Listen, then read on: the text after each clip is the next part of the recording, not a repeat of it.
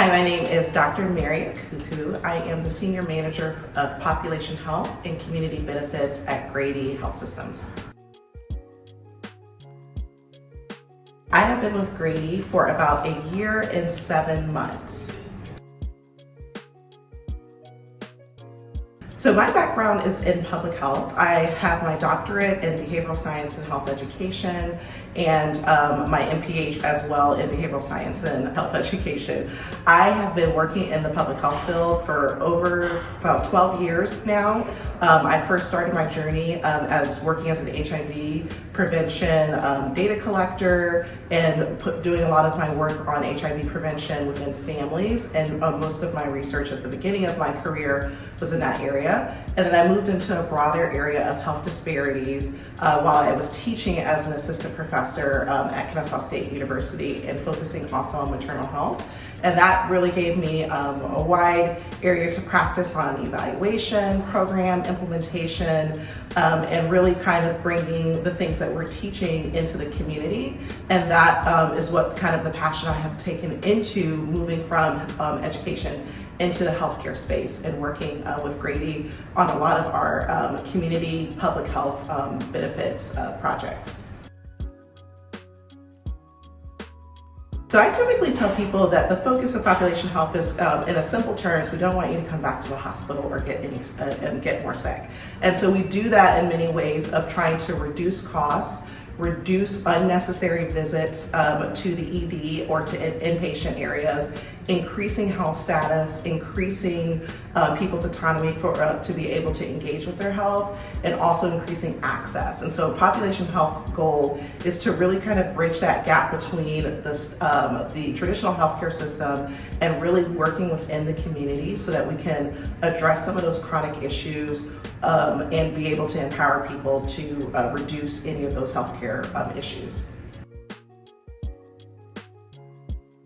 So much. I feel like lots of times when people hear Grady, they think first trauma. But what I want people to think about is first, we care about people and that we care about your whole body, your whole self, and your access. And so population health within our department, we have great programs like our mobile mammogram unit where we are taking that mammogram bus. It's a giant charter bus where we go into the community to our neighborhood clinics so that our patients don't have to come all the way down to Grady, but they can reach that access to care where they are, and knowing that that is available so that we can reduce that burden of getting to your appointments, or even knowing that we offer fresh food carts at many of our clinics, so that if you're facing food insecurity, regardless of any other requirement, is that you're able to get those fresh boxes of produce.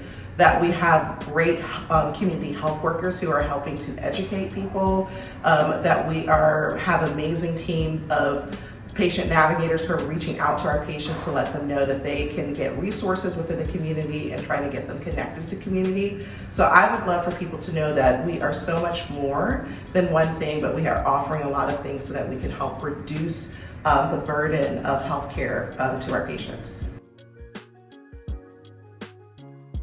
Sure. So some of the initiatives I currently oversee, particularly for my department for community benefits and population health, is that we are looking at screening people for social determinants of health. So identifying food insecurities, transportation issues, anything that falls within those domains, and then matching people with the actual resources with our many wonderful community partners. And so we use that by using a third-party platform that we can connect people to resources and trying to actually put in that personal touch of closing the loop and making sure that people are able to get connected to those resources and to see how that is following up. Another initiative, as previously discussed, is the mobile mammogram unit. We've expanded from just doing mammograms to also offering pap smears and full services, women's services within the mobile unit. And in 2025, we will be opening up a second unit. And so we definitely want to partner with many of our community organizations to get some of those, the mammo unit to be showing up at some of your community events or community organizations. Partner with us by first letting us know that you're interested. We have an SDOH partnership coordinator who works underneath me, Kashna Gibson, and she is always actively looking for people to partner with so that we can identify resources that might be lacking within our system so that we can be able to connect patients to those resources. But then also we have a wonderful opportunity with one of our other people who work underneath me, Queenie Jordan, where we provide tours of many of the Grady facilities, because a lot of people are unaware of what Grady has to offer. And so she provides a personalized tour of many of our different clinics, neighborhood clinics, areas within the hospital. And so those are easy ways that a community partner could step in with us, is just to become more aware of what we're offering, so then that we can sit down and start to create a partnership plan on how we can connect. So you can just simply reach out to us, email us, and we can really start to vision cast what that looks like.